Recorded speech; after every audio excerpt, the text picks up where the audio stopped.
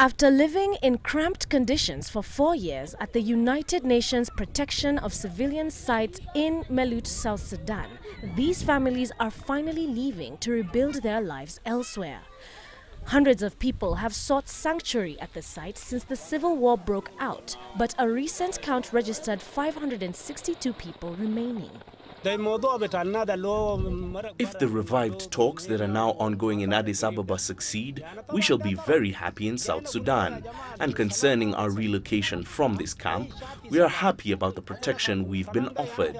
We are now hoping for the best results from the peace talks. Majority of those displaced were moved to a nearby town this week, while 255 were relocated by UNMISS and other humanitarian partners. Protecting civilians is primarily the responsibility of South Sudan's government, but in many cases people have fled from security forces, accusing them of committing atrocities. The United Nations protection sites have been shielding over 200,000 people at 7 locations across South Sudan. Looking at every camp individually to see if the conditions allow people to go back. They have to go back voluntarily, they obviously have to go back safely, but where those conditions are present, then we will try and get people back to their own homes. Camps are not a good place to bring up children to be seen as a long-term option. They can only be a temporary option.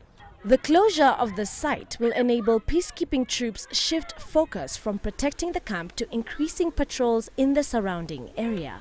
Protection goes beyond just POC sites. So our troops that will stay in Melut will now be utilized to offer services, doing patrols, interacting with communities to build confidence, supporting humanitarian partners to access different areas, not only in Melut, but also doing outreach patrols in other different areas.